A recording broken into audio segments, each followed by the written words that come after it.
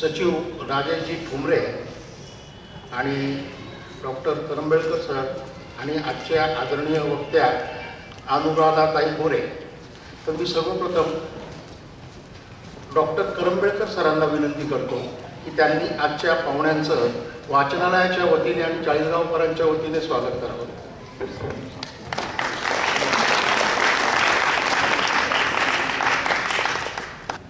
आमचे सचिव राजेशजी ठोबरे यांना विनंती करतो की त्यांनी वाचनालयाचे अध्यक्ष डॉक्टर मुकुंद करंबेळकर सर यांचं स्वागत करावं.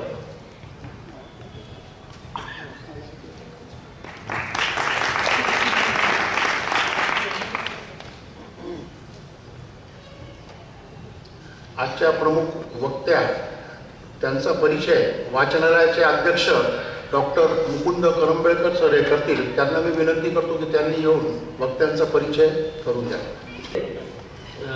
मित्रांनो, तुमच्या सगळ्यांचं आधी मनपूर्वक स्वागत. आज आपल्याला अनुराधा गोरे मुंबईहून आलेले आहेत आणि त्यांचं अपरिचित वीरांगना हे व्याख्यान आपण सौ सुवर्णा पणशीकर यांच्या ह्या प्रायोजक आहेत, स्वर्गीय नानासाहेब जांभेकर यांच्या स्मृतिप्रीत्यर्थ. तर हे व्याख्यान ऐकायला अर्थात मला खात्री आहे तुमच्यापैकी बहुतेक जणांनी त्यांचं यूट्यूब चॅनल बघितलेलंच असणार. आणि अनुराधाताई कॅप्टन विनायक यांच्या वीरमाता आहेत. 26 सप्टेंबर 1995ला ऑपरेशन रक्षक हे करताना कुपवारामध्ये ते शहीद झाले. अर्थात यूट्यूबवर खूपच सविस्तर सगळ्या गोष्टी लिहिलेल्या आहेत, पण त्याच्यातली एक गोष्ट मला जी खूप मनापासून भावली की जेव्हा ते त्या ऑपरेशन रक्षकसाठी जाणार होते त्यावेळेला कॅप्टन साहेबांनी आपल्या आईला एकच सांगितलं की समजा काही झालं तरी तुझ्या डोळ्यातले अश्रू बाहेर कुणाला दिसू देऊ नकोस. मला खरंच हे खूप टचिंग वाटतं, खूप अवघड वाटतं, पण ते एखाद्या म्हणजे ज्याला काय म्हणायचं मोठ्या व्रतासारखं त्यांनी सांभाळलं. आणि नंतर प्रत्येक ठिकाणी अनेक लोकांना प्रेरित केले की या पद्धतीनं तुम्ही सैन्यामध्ये जा, तिथे कशा तऱ्हेनं सगळं ऑपरेशन असतं, किती तिथलं सगळं ज्याला काय म्हणायचं एकुलता एक मुलगा, कन्या आहे, अमेरिकेत आहे, जावई आहे, पण एकुलता एक मुलगा वयाच्या 26व्या वर्षी जेव्हा असा शहीद होतो त्यावेळेला अनेकांना असं प्रेरित करत फिरणं, एखादं आपलं व्रत घेतल्यासारखं फिरणं हे खरंच खूप कौतुकास्पद आहे. तशा त्या पार्ले टिळक विद्यालयामध्ये म्हणजे मुंबईमधलं पार्ले टिळक एक मोठं हे आहे, शाळा आहे की जिथे खूप जण म्हणजे खूप मोठी मोठी लोक तिकडनं गायक असतील, हे असतील, नट असतील आणि सगळे तिथे पार्ले टिळकचं अभिमानानं नाव सांगणारे आहेत. तिथे त्या शिक्षिका होत्या. त्याच्यानंतर जेव्हा रिटायर झाल्या त्यावेळेला पोद्दार स्कूल आणि ज्युनियर कॉलेजच्या त्या प्रिन्सिपल होत्या. 2007मध्ये त्या रिटायर झालेल्या आहेत आणि आता त्या 74 वर्षाच्या तरुण आहेत. तर खरोखर आज म्हणजे चाळीसगावला येताना सुद्धा त्यांना इतकी म्हणजे ज्याला काय म्हणतो मेहनत करून यायला लागलं. त्यांची ट्रेन 4-4.5 तास लेट झाली. स्टेशनवरती पोहोचल्या होत्या आधीच नेहमीच्या वेळेप्रमाणे आणि सगळंच तडफड करून त्या आल्या. तर खरोखर मला सांगावं सगळ्यांनाच त्यांच्याकडनं ह्या बाबतीत प्रेरणा घ्यावं असं वाटतं की 74 वयात सुद्धा या ग्रुपानं सगळीकडे ते काम करत आहेत. आणि त्या शिकवत असताना कायम आपण जे म्हणतो की पाठ्यपुस्तकं हे निमित्त आहे. पाठ्यपुस्तकामधनं नुसतंच आपलं धड्यांच्या प्रश्नांची उत्तरं ती पाठ करणं, परीक्षेत मार्क मिळवणं म्हणजे संपलं असं नाही, तर त्याच्या पलीकडे जाऊन सेल्फ लर्निंग कसं असावं या बाबतीत वेगवेगळ्या विद्यार्थ्यांच्याकडे प्रोजेक्ट्स आणि असं सगळं घेत त्या शिकवत होत्या.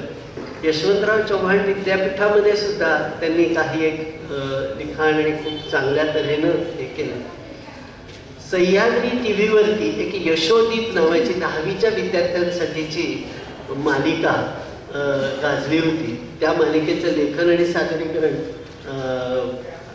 यांनीच केलेलं होतं. आकाशवाणीमध्ये सुद्धा त्यांचे बऱ्यापैकी सिरियल्स होत्या. एक वारस होऊन अभिमन्यूचे म्हणून होती, एक नव्या युगाचे नवे आदर्श अशी एक सिरियल होती. तर आकाशवाणी मुंबईवरनं या विद्यार्थ्यांसाठीच्या खूप छान सिरियल्स प्रकाशित झालेल्या आहेत. त्यांनी एकूण 31 पुस्तकं लिहिलेली. मला खरोखर हे वाटतं, आनंद वाटतो किंवा अभिमान वाटतो की 31 पुस्तकं याबद्दलची लिहिलेली. कथासागर नावाचं त्यांचं यूट्यूब चॅनल आहे. त्यामध्ये वेगवेगळ्या गोष्टी युद्धाशी रिलेटेड तर आहेतच, पण सायंटिफिक टॉईज त्यांनी काही बनवलेले आहेत की मुलांना त्याच्यातमधलं सायन्सचं कळेल, सायन्स अधिक समजेल अशा तऱ्हेचं काम त्या करतात आणि ते सुद्धा त्या यूट्यूब चॅनलमध्ये आहे.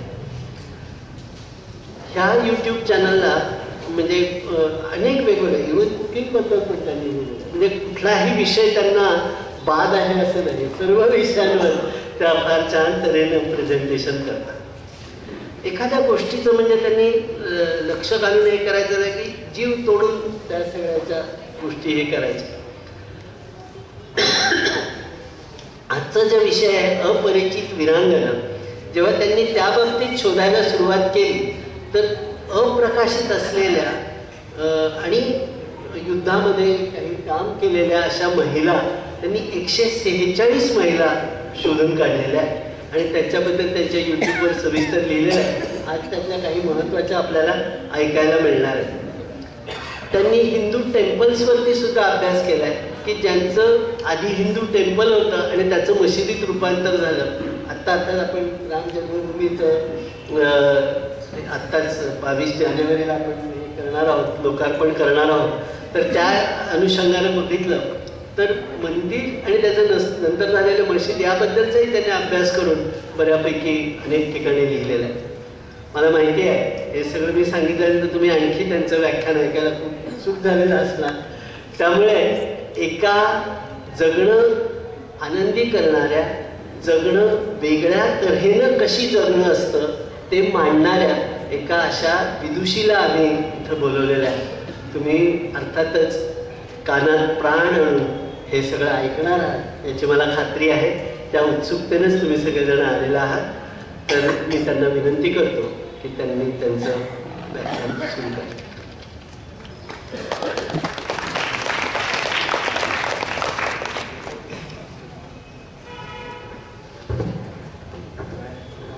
नमस्कार.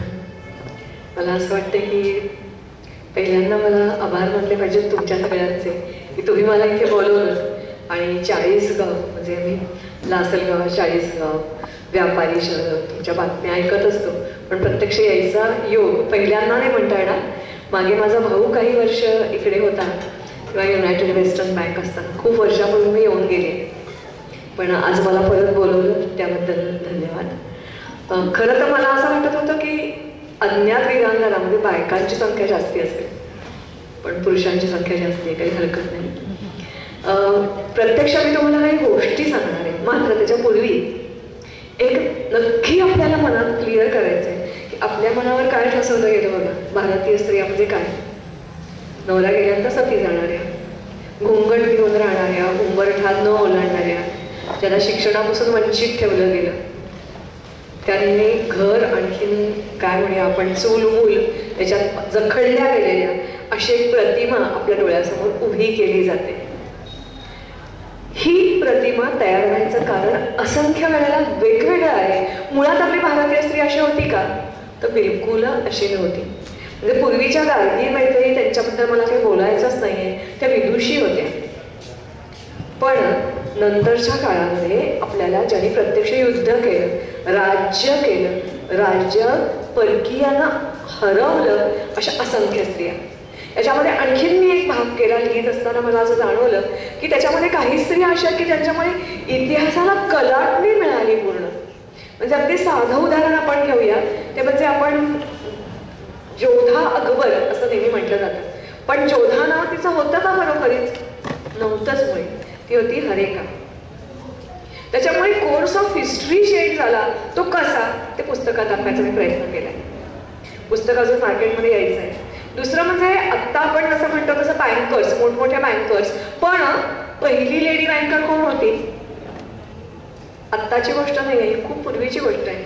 पहिली लेडी बँकर कोण होती तर चक्क साताराजवळ एका छोट्याशा खेड्यात जन्मलेली बायजी शिंदे ही फर्स्ट बँकर होती. मगाशी मी म्हटलं 14 अकबर तिचं वैशिष्ट्य आणखीन काय होतं, she was the richest lady of India at that time. तिची मर्चंट होती, जहाजं होती आणि ती जहाजांची मालकीण होती. असंख्य नावाच्या जागिऱ्या तिला मिळालेल्या होत्या आणि ती इथे जाऊन दिल्लीच्या दरबारात तिने देऊळ कृष्णाचं बांधलं होतं. तिचे स्वतःचे पॅलेसेस होते. ती घोड्यावरून सगळीकडे फिरायची. शी वॉज द रिचेस्ट लेडी. हे आपल्याला कधी कोणी सांगत नाही. तसंच काही वेळेला काही नावं आपल्या डोळ्यासमोर येतात. उदाहरणार्थ अगदी साधं बघा, अहिल्याबाई होळकर माहिती नाही असं कोणी असणार नाही, पण अहिल्याबाई होळकरांच्या घरामध्ये भीमाबाई होळकर होती. माहिती आहे आपल्याला? नाही माहिती, पण तिने ब्रिटिशांना हरवलेलं आहे.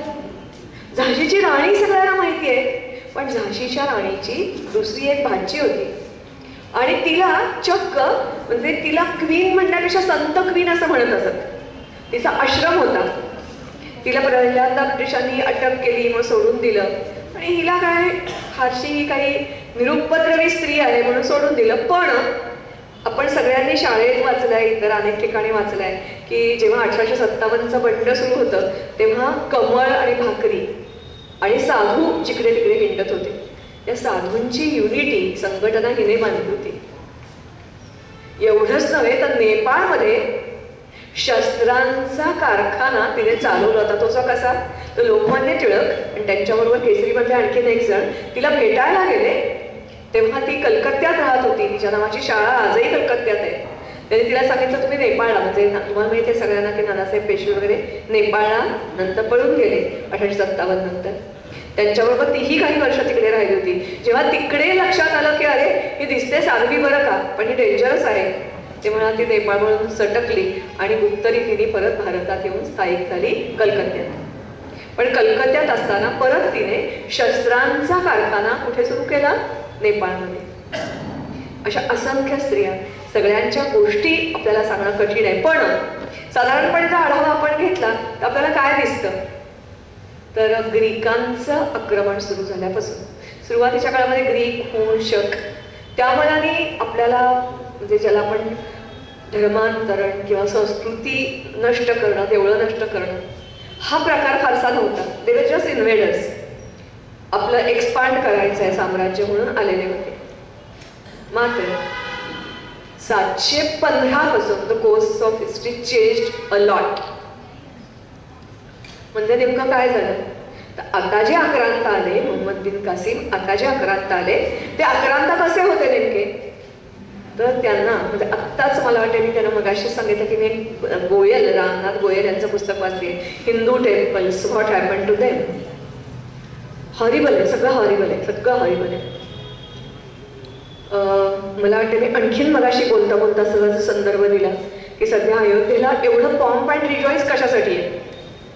तुमच्यापैकी किती जणांना माहिती आहे की बाबरी मस्जिद, आता सगळ्यांना माहिती असेल असं माझी खात्री आहे की किती बांधली गेली, किती साली बांधली गेली, 1500, हरकत नाही काही साल माहिती तसं तर काही फरक नाही पडत, 1500 साधारणपणे 28-29 बाबर आला आणि ताबडतोब त्यांनी बांधली. पण हे किती जणांना माहिती आहे, कारण आत्ता आपण म्हटलं तर आपल्याला एवढंच माहिती आहे फक्त की हायकोर्टाने आम्हाला आदेश दिला, आम्ही बांधतोय.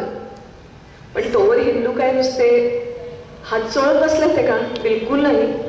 76 लढाया लढल्या गेल्या, 76 लढाया लढल्या गेल्या आणि त्याच्यामध्ये कित्येक लाख हिंदू मारले गेले एकट्या अयोध्येसाठी. मथुरा वेगळी, काशी वेगळी, टिपू सुलतानच्या कर्नाटकामधली ती मशीद वेगळी.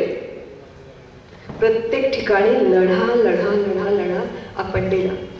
हा जसा सगळा भाग आहे आपल्यापासून दडवून ठेवलेला, तसंच सिंहास्त्रिया आपल्यापासून दडवून ठेवलेल्या याच्यापैकी काही ज्या राण्या मोजक्या तुमच्यासमोर मी सांगायचा प्रयत्न करणार आहे. मग अशी मी उल्लेख केला ते म्हणजे सिंधचा उल्लेख केला, राजा दाहिर. काल तुमच्यापैकी टीव्हीवर किती जणांनी बघितलं मला माहिती नाही, पण सिंधचे लोक आता मागणी करतात की आम्हाला वेगळं व्हायचंय, आम्ही सिंध नाही तर हिंद आहोत. कारण बाप्पा रावळ आणि राजा दाहीर हे आमचे हिरो आहेत. कारण राजा दाहीर तिथे राज्य करत होता. राजा दाहीरचा पराभव झाला आणि त्या एकट्याच यज्ञामध्ये 5,000 देवळं फुटली. असंख्य वृद्ध आणि लहान मुलं मारली गेली. स्त्रिया ज्या वयस्क होत्या, लहान मुली होत्या, त्या मारल्या गेल्या. अनेक स्त्रिया वाटवल्या गेल्या, सक्तीने निकाल लावला गेला, पळवून नेल्या गेल्या. इतक्या की त्यावेळेला भाजीपाल्यापेक्षा भारतातून पळवून नेलेली माणसं गुलाम म्हणून स्वस्तात विकली जात होती. या सगळ्या पार्श्वभूमीवर मी तुम्हाला दाहीर राजाच्या मुलीची गोष्ट सांगते. म्हणजे पूर्वीच्या बायका खरोखरीच अशिक्षित अडाणी होत्या का? 4 भिंतीत त्यांना राखून ठेवलं होतं का? आपल्याला सगळ्यांना राणा प्रताप माहिती आहे, पण त्याच्या बायको हळदीकाठीच्या लढाईत तिने भाग घेतलेला आहे. आणि she was killed by poisoning. शत्रूकडून पॉयझन घालून तिला मारलं गेलं. She was more ambitious, equally ambitious as Rana Pratap. तेव्हा ह्या ज्या दाहीरच्या 2 मुली आहेत, ह्या 2 मुली पळवून नेल्या गेल्या. कशासाठी? ज्या खलिफाच्या आदेशामुळे मोहम्मद बिन कासिमने स्वारी केली सिंधवर, तिथल्या ह्या 2 राजकन्या. त्या राजकन्या, त्यांना इलाज काहीच नव्हता, काहीच करू शकणार नव्हत्या. त्या शस्त्र नव्हतं हातामध्ये. अतिशय सुरेख सुंदर, एक 15 वर्षाची, एक 17 वर्षाची. आणि तिथला जो खलिफा होता, जो 81 वर्षाचा होता, त्याच्याशी याचा निकाह लावून द्यायचा असं ठरलं. या तिथे गेल्या, म्हणाल्या ठीक आहे, आता तुम्ही म्हणतात आम्हाला निकाल लावावाच लागेल, इलाज काहीच नाही आमचा, पण आमच्या 2 अटी आहेत. त्या 2 अटी तुम्हाला पाळाव्या लागतील. कोणत्या 2 अटी आहेत? एक, पहिली अट म्हणजे वराचा जो पोशाख असतो ना, तो आमच्या रीतीने भारतातून आला पाहिजे, आमच्या माहेरून आला पाहिजे. सॉरी, मी गल्लत करते, बेला कल्याणीकडे मी वळले हा चुकून. बेला कल्याणीकडे जाऊया. हिची गोष्टही मी सांगते. बेला कल्याणी म्हणजे बेला पृथ्वीराज चव्हाणांची मुलगी आणि कल्याणी जयचंदची मुलगी. त्याही दोघींना सेम केस, अशाच पळवून नेलेल्या होत्या. आमचा पोशाख कुठून आला पाहिजे? भारतातून. आणि दुसरी आमची रसम अशी आहे, अट अशी आहे की नंतर आम्हाला बुरख्यात राहावं लागणार आहे, पण ज्या वेळेला निकाल लागेल त्यावेळेला किमान आम्ही वर टेरेसवर जाणार आणि सगळ्या जनतेला दर्शन देणार. दोन्ही अटी मान्य होतात. त्या दोघी जणी ओपन लेटर लिहितात. ओपन लेटर म्हणजे आपण पोस्ट कार्डावर जसं लेटर द्यावं तसं लेटर लिहिलं जातं. चंदवरदाई, या चंदवरदाईला हे लेटर लिहिलं जातं. वाचल्याशिवाय तर नक्कीच पुढे गेलं नसणार. काव्यात्मक ते लेटर असतं. ते लेटर मिळाल्याबरोबर, पत्र मिळाल्याबरोबर चंदवरदाई अतिशय सुरेख पोशाख, भारतीय कलाकुसर काम सगळ्यांना तुम्हाला माहिती आहे, मी सांगायची गरज नाही. अतिशय सुरेख पोशाख घेऊन त्या तिथे माणसं हजर होतात. सगळं ठरतं, ते पोशाख घातला जातो. त्यांचा काही जो सेरिमनी आहे निकाल लावण्याचा तो सुरू होतो. आणि तो जो कोणी बादशाह आहे ना, त्याच्या अंगाला किंचित खास सुटते असं वाटायला लागतं. त्याची थोडीशी चलबिचल झाली आहे म्हटल्याबरोबर या बेला कल्याणी म्हणतात, ठहरो ठहरो, दूसरी रस्म हमें पूरी करनी है. निकाह होने के पहले हमको ऊपर जाना है और सब प्रजा को हमारा चेहरा दिखाने का है. कारण त्या लोकांना त्यावेळेच्या भारतीय स्त्रिया म्हणजे जणू काही एखादा पिंजऱ्यामधला पक्षी, अपरिचित कोणतरी असा काय पण म्हणतो ना आपण, वेगळा प्राणी की ज्याने बघितलेलंच नाही असं काहीतरी दिसणार होतं. त्या वर जायला लागतात. त्यांच्याबरोबर तो खलिफा, तोही धावत धावत वर जायला लागतो. जसं वर जायला लागतो तसं त्यांच्या अंगाची आणखी नागा व्हायला लागते. आणि जसं त्या टेरेसमध्ये पाऊल ठेवतात त्यांच्याबरोबर हाही पोचतो. त्या तरुण असतात, भराब्बजीना चढत असतात. त्या वेगाने आपण म्हातारे नाही हे दाखवण्यासाठी तोही बरोबर चढायचा प्रयत्न करतो. मात्र तो वर पोचेपर्यंत त्याच्या अंगाची होणारी आग प्रचंड व्हायला लागते. आणि वारा लागल्याबरोबर तो सगळ्याच्या सगळा त्याचा पोशाख पेट घेतो. त्याच्या लक्षात येतं कारस्थान, तो या मुलींच्या मागे धावायला लागतो. मी पेटलोच आहे ना, तर ह्यांना आपण पकडीन आणि मारून टाकीन. पण त्या चक्क कड्यावरून उडी टाकून जीव देतात. मरणार असतातच. मात्र त्याच्यापूर्वी हा जो कोण खलिफा असतो तो जाळून त्याचा कोळसा होतो. त्या सांगतात की माझ्या वडिलांचा, त्याच्या राज्याचा जो काही नाश झाला आहे त्याचा बदला आम्ही घेतला. मला वाटतं ह्या बायकांच्या धाडस नव्हतं की असं पत्र लिहिणं, ते कोडवर्डमध्ये लिहिणं कसं शक्य होतं. तसंच मगाशी मी राहीरच्या मुलीचं सांगत होते, मला ते कालच गोष्ट पुन्हाही रिपीट केली गेली, कोणत्या चॅनलवर मला माहिती नाही. त्याची मुलगी जेव्हा पकडून नेली गेली तेव्हा तिला नेलं गेलं निकाल लावण्यासाठी अर्थातच. ती म्हणाली हो नक्की, पण माहिती आहे का तुम्हाला मी अपवित्र झालेली आहे, कारण मोहम्मद बिन कासिमने माझा ऑलरेडी उपयोग करून घेतला आहे, उपभोग घेतलेला आहे. हे ऐकल्याबरोबर तो खलिफा जाम चिडतो, खवळतो आणि म्हणतो त्या मोहम्मद बिन कासिमला एक बैलाची मोठीच्या मोठी खोल तयार करा, त्या खोळीमध्ये त्याला घाला आणि खैबर खिंडीतून हिंदुकुश पर्वतातून घसटत घसटत घसटत माझ्यापर्यंत घेऊन या. जस्ट इमॅजिन करा त्याची काय स्थिती झाली असेल. मेला तो होताच तो, पण हाडं खिळखिळी तुटलेली. तेव्हा कोण म्हणेल, आणि मग ती कबूल करते, नंतर सांगते की तिच्याबरोबर तुम्हाला माहिती आहे पूर्वीच्या बायकांच्या हातात अंगठ्यात हिरे असायचे, ते गिळून ती स्वतःचं आयुष्य संपवते आणि ती सांगते की इट इज डन ओनली, सिंधचा बदला मी घेतला, सिंधचा बदला मी घेतला.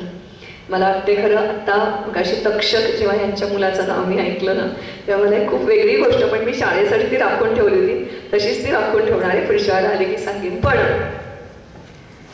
तुम्हाला सगळ्यांना माहिती आहे की गांधारीचा शाप अफगाणला भोवला असं म्हणतात.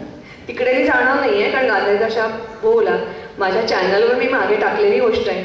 पण काही वेळेला खरोखरीच बायकांचा नाईलाज असायचा. पण जेव्हा एखादी बाई शांतपणे सहन करत असते तेव्हा तिचा राग, उद्रेक, ती जी काही सहन करत असते त्याचा उद्रेक होतो आणि त्याच्यामुळे काय होऊ शकतं याचं उत्तम उदाहरण म्हणजे देवलदेवी. किती जणांनी देवलदेवी हे नाव ऐकलं? हरकत नाही. मी अज्ञात म्हणते तेव्हा तुम्हाला विचारायला पाहिजे ना की ज्ञात आहेत का ही नावं, नाही तर मी पुढे जाणार, दुसरं काही नाही. ही आहे देवलदेवी. अपिअरंटली जेव्हा आपण वाचतो, सुरू करतो हिच्याबद्दल वाचायला, तेव्हा असं वाटतं की खरंच किती दुर्भागी आहे. का बरं? कारण ही गुजरातची राजकन्या, गुजरातची राजकन्या. कोण येते काळी गुजरात, त्याच्यामधलं आताचं पाटण, पूर्वीचं अनहिलवाडा, हे 1000 साली largest city of the world, richest city of the world and most populated city of the world अशी ही अनहिलवाडा होती. गुर्जर प्रतिहार घराणं त्याच्यावर राज्य करत होतं. खूप पैसा, खूप संपत्ती, व्यापार चालायचा समुद्रमार्गे, खुष्कीच्या मार्गे. प्रचंड देवालय आणि प्रचंड बांधकाम त्यांनी केलेलं. मात्र संरक्षणाच्या बाबतीमध्ये आपण गाफील होतो असं नाही, पण ह्याच्यापूर्वी ज्या काही सगळ्या लढाया होत होत्या ना त्या आपापसात लढाया होत होत्या. लढाई नसताना माणसं मारणं किंवा देवळं फोडणं, धर्मांतर करणं, क्रूरपणा, पाशवीपणा, गायी कापणं हा कधी भाग आपण अनुभवलाच नव्हता. लढाईची तयारीही सुरुवातीच्या काळात केली नव्हती. मग आपल्याला शिवाजीचं वेगळेपण तिथे आहे, राणा प्रतापाचं वेगळेपण तिथे आहे. खास करून शिवाजी त्यांनी गनिमी कावा जो काही आहे तो अनुभवला आणि नागकट्ट आणि तक्षक त्याच्या बाबतीत तेच झालं. वेळ उरला तर तीही मी गोष्ट सांगितली, खूप छान आणि वेगळी येते. तर ही देवलदेवी कर्ण हिचे वडील जेव्हा खिलजी चालून गेला तेव्हा त्या कर्णाने नेमकं काय केलं, तर गावातली सगळीच माणसं निघून गेली होती, हा कर्णही निघून गेला होता. त्यांना फ्री हँड मिळाला. सगळी बूटी गोळा केली, घराघरात शिरून जे काही मिळालं ते गोळा केलं. त्या याचा जो खजिना होता तो गोळा केला. सोरटी सोमनाथ अनेक मंदिरं तोडली, फोडली आणि निघून गेले. आणि अशा वेळेला त्या राजाची एक पत्नी होती कमलादेवी, त्या कमलादेवीला घेऊन खिलजी गेला आणि खिलजीने तिच्याबरोबर निकाल आणला. मात्र राजा आणि त्याची एक मुलगी देवलदेवी ही सटकली आणि मग ती आपल्या महाराष्ट्रामध्ये देवगिरीचे यादव सगळ्यांना माहिती आहे, देवगिरीच्या यादवांच्या आश्रयाला आली. देवगिरीच्या यादवांच्या आश्रयाला आल्यानंतर ती मुलगी लहान होती त्यावेळेला. काही दिवसांनी तिचं लग्न करायचं ठरलं. राजाला वाटलं की आपल्या मुलीच्या साधेचं कोणतरी सासर पाहिजे, पण राज्यात त्याच्या हातून गेलं होतं. मग मधल्या काळामध्ये मी काही गोष्टी काढल्या आहेत की तो परत गेला, परत आला वगैरे वगैरे. दुसऱ्या हल्ल्याच्या वेळेला देवलदेवी हा निघालेला आहे. पण मग असं ठरलं की त्याचा जो मुलगा आहे त्या मुलाशी देवलदेवीचं लग्न लावून द्यायचं. मात्र त्या काळामध्ये महाराष्ट्रामध्ये पण मलिक कपूरच्या रूपाचा एक नवा राक्षस येऊन ठेपलेला होता आणि कधी रेड पडायची. त्यावेळेला ह्या मुलीचं लग्न अगदी गुप्तपणे करायचं आणि मग तिला एक आपण म्हणतो तसं पालखीतून न्यायचं. पालखीतून देवगिरीवर नेत असताना या मुघल शिपायांनी तिला पकडलं आणि चक्क दिल्लीला घेऊन गेले. दिल्लीला घेऊन गेल्यानंतर असंही त्यांनी स्टोरी रंगवून सांगितली की तिला मी का उचललं, पण कमला त्यांनी सांगत होती की माझ्या मुलीला पण माझ्याबरोबर घेऊन ये. कदाचित शक्यही असेल, कारण पुढच्या काही घटना, कारण सगळ्याच गोष्टी आपल्याला लिखापढी केलेल्या किंवा त्याचे संदर्भ किंवा पुरावे देता येतात असं नाही. पण तिथे घेऊन गेल्यानंतर ह्या मुलीचं लग्न खिलजीच्या मुलाशी खिजर खान त्याच्याशी लावून देण्यात आले. खिजर खानशी लग्न लावून देण्यात आले. खिजर खानशी लग्न लावून दिल्यानंतर तुम्हाला माहिती आहे की नाही मला माहिती नाही, पण दिल्लीत 2 वेळेला क्रांती झाली आणि ही 2 वेळची क्रांती जर त्यावेळेच्या सगळ्या हिंदू राजांनी जरासा जोर पकडला असता तर कधीच खिलजीच्या काळामध्येच हे जे काही आक्रमण आहे त्याला उलथून लावता आलं असतं. हे क्रांती करणारे दोघही जण मुळातले हिंदू होते.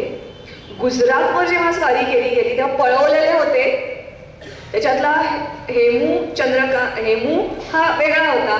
मलिक कपूर हा ब्राह्मण मुलगा कन्व्हर्टेड इनटू इस्लाम आणि त्याला अत्यंत ह्या दोघांना वाईट पद्धतीने, म्हणजे मी सांगायची गरज नाही, अगदी वाईट पद्धतीने हे वागवत होते. त्याच्यामुळेच ते करीब आलेले होते घराण्याच्या. मलिक कपूरने तर मला वाटते प्रचंड साऱ्या दक्षिणेमध्ये केल्या, प्रचंड देवळं लुटली, संपत्ती लुटली, अनेक तोडफोड पण केली, पण त्याच्यातला हिंदू आत्मा जिवंत होता. मला वाटते सगळ्यात मोठं नुकसान जर कोणी केलं असेल तर खिलजीने नालंदा विद्यापीठ एक नव्हे तर अशी त्यावेळेला भारतामध्ये 21 विद्यापीठं होती. सगळीच्या सगळी 21 विद्यापीठं या खिलजीने नष्ट केली. खिलजीच्या काळामध्ये 5 जोहार झाले. रणथंबोरला जोहार झाला, चितोडला जोहार झाला, जेलोरला जोहार झाला. नंतर शेजारी एक सिवाना नावाचा फोर्ट आहे त्या ठिकाणी जोहार झाला. आणि जोहारमध्ये नुसत्या थोड्या नव्हे तर हजारो स्त्रियांनी आपलं आयुष्य संपवलं. अत्यंत क्रूर आणि वाईट असं खिलजी घराणं होतं. आता बघा हा, मगाशी मी नाव घेतलं मलिक कपूर, दुसरं नाव घेतलं खुशरू खान, तिसरी ही देवल देवी. हिचा दुसरा निकाह कोणाबरोबर लावला गेला? खिजर खानाबरोबर लावला गेला. मात्र या खिजर खानाचा खून मलिक कपूरनी केला. मग खिजर खानाचा भाऊ गादीवर आला, तो बादशाह झाला. देवल देवी अप्रतिम सौंदर्याचा पुतळा होती. परत त्यांनी आपला निकाह सक्तीने देवल देवीशी लावला. बिचारी आपण म्हणतो गरीब गाय, ठीक आहे काय करणार. मात्र तिचा जो मुक्त अगदी शांतपणे तिची आत जळत होती त्याचा परिणाम नंतर काय झाला तर खिलजीचं सगळं घराणं पुढच्या काही वर्षात पूर्ण नष्ट झालं आणि खिलजींची सत्ता तिथून नाहीशी झाली. कशी तर हा जो खुशरू खान होता हा ही मुळात हिंदूच. तो व्यापारी होता, दरबारात आला, पराक्रमी होता, बादशाचा लाडका बनला.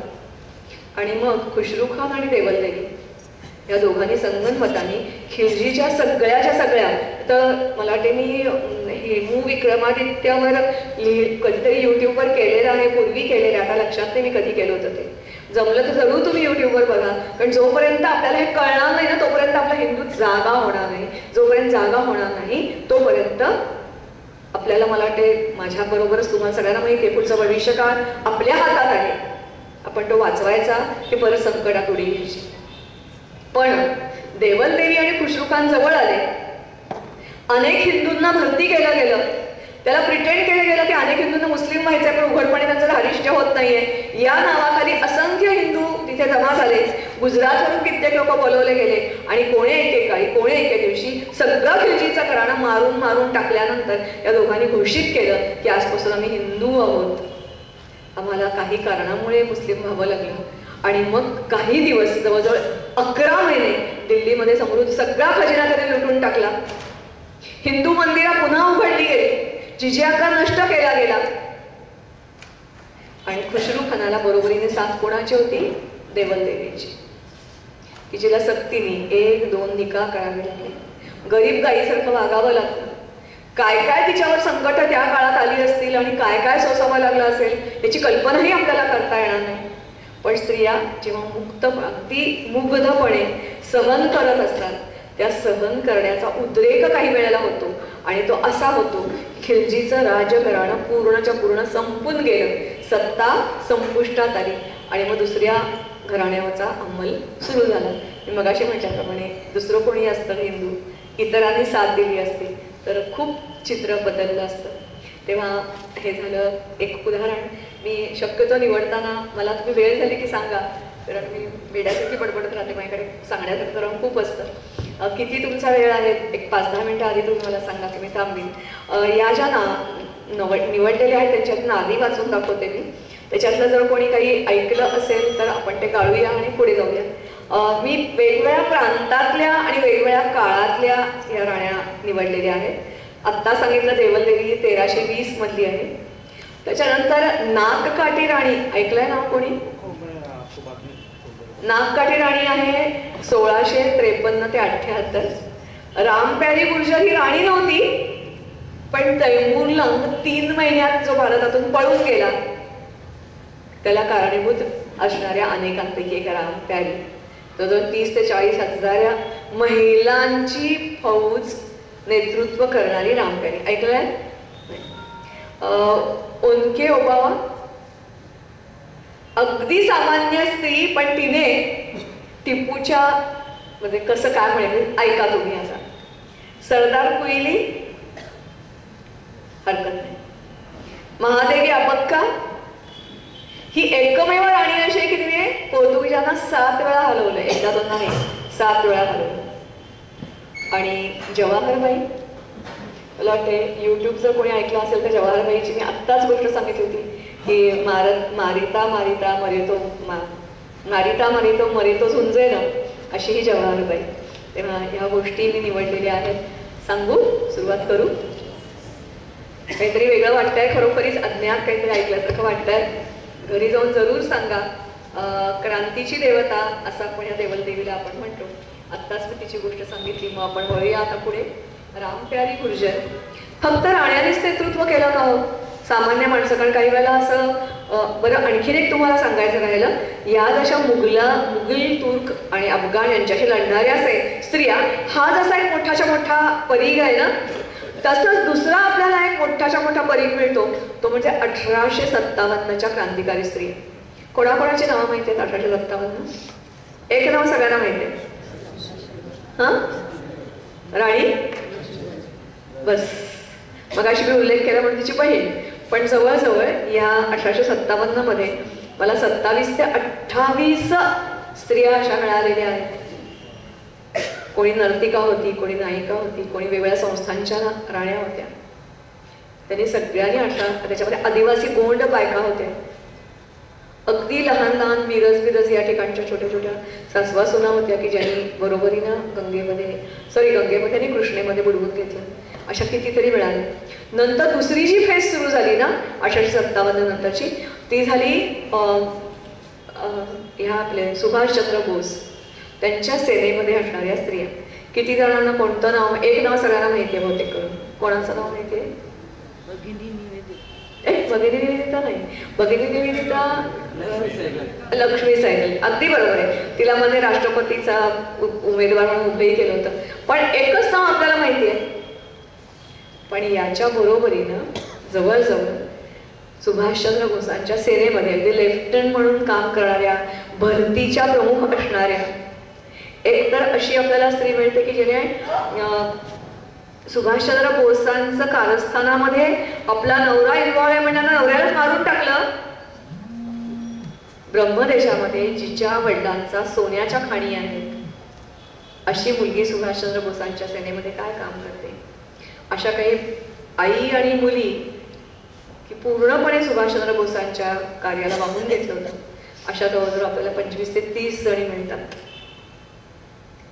त्याच्यानंतर ज्यांनी आपण क्रांतिकारक ज्याला म्हणतो, बटुकेश्वर दत्त, आझाद, त्यांच्याबरोबर काम करणाऱ्या किती जणांना कोणकोणती नावं माहिती आहेत? अगदी बरोबर, प्रीतिलता वड्डेदार हे नाव माहिती. कल्पना दत्त, बिनादास, अगदी बरोबर, अगदी बरोबर. त्याच्याबद्दल मी म्हणूनच जास्ती बोलणार नाहीये, पण एक दोन नव्हे तर त्याही जवळजवळ 25 ते 30 जणी आपल्याला मिळतात. 25 ते 30 जणी मिळतात. हा एवढा मोठा परीघ आहे. त्या परीघाकडून मी आता वळते राम प्यारी गुर्जर. मगाशी सगळ्यांना तैमूरलंगचं काय वैशिष्ट्य माहिती आहे तुम्हाला सगळ्यांना? तैमूरलंग हा खुनशी, क्रूर असं म्हणतात की पृथ्वीवरची ज्ञात पृथ्वी तेव्हाची जी होती ना त्याच्यातली बंथड लोकसंख्या याच्या केवळ काळामध्ये नष्ट झाली. जिथे जायचा तिथे हत्या हत्या हत्या हत्या हत्या, मुंडक्यांचे डोंगर करायचे रचायचे ते बघायचा हा याचा छंद. प्रचंड प्रचंड म्हणजे प्रचंड मारेकरी ज्याला म्हणतात ना माणसांचा, असा रक्ताच्या नद्या बघितल्या की याला समाधान व्हायचं. माणसाला मारायचं आणि गिधाडांना खायला टाकायचं याचा आवडता छंद. असा हा तैमूरलंग. दुर्दैवाची गोष्ट अशी की दिल्लीच्या बादशहानी त्याला बोलवलं. तोपर्यंत भारतामध्ये नाव घेण्यासारखा राजा शिल्लक नव्हता की जो नेतृत्व करेल.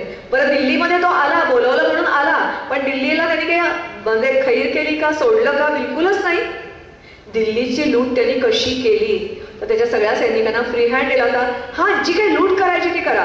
बायका, सोनं नाणं, घरातली भांडी कुंडी नाणी, गुरं ढोरं, एवढंच नव्हे तर त्यांनी प्रण केला होता. जोपर्यंत मी दिल्लीमध्ये आहे तेव्हा त्यावेळेला दिल्लीमध्ये हिंदूंची लोकसंख्या बहुसंख्य होती. रोज 30,000, इमॅजिन करा, रोज 30,000 या रेटनी हा तैमूरलंग भारतीयांना त्या काळी मारत होता. आपल्याला हे बिलीव्ह करणं सुद्धा अशक्य आहे.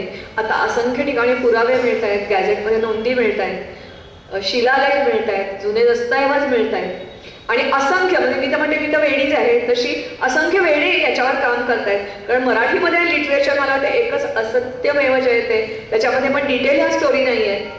पण इंग्रजीमध्ये पुस्तकं उपलब्ध आहेत. मीच 4 पुस्तकं विकत घेतलेली आहेत. त्याच्यामध्ये असे उल्लेख लोकांनी शोध घेतलेला करतायत. कारण भारतीय अस्मिता त्यांना नावं ठेवायची नाही आहेत आम्हाला, आमची भारतीय अस्मिता आम्हाला जागी करायची.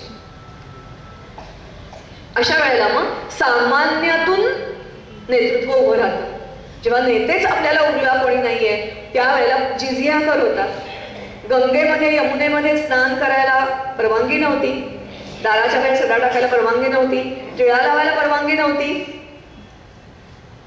सनई चौघडे काही वाजवायचं नाही, ब्राह्मणांनी पायात चप्पल घालायच्या नाहीत. असंख्य असंख्य असंख्य कर, इतका कर इतका कर इतका कर की श्रीमंत लोक सुद्धा गरीब व्हावेत. पिचलेली अशी जनता. ज्या वेळेला आपण हिचं नाव घेतो, रामप्यारी गुर्जरचं नाव घेतो, तर त्याच्याबरोबर जोगसिंह पवार याचंही नाव येतं. कदाचित याच्याबद्दल तुम्ही व्हॉट्सॲपवर आलेलं वाचलंही असेल, जोगसिंह पवार आणि रामप्यारी.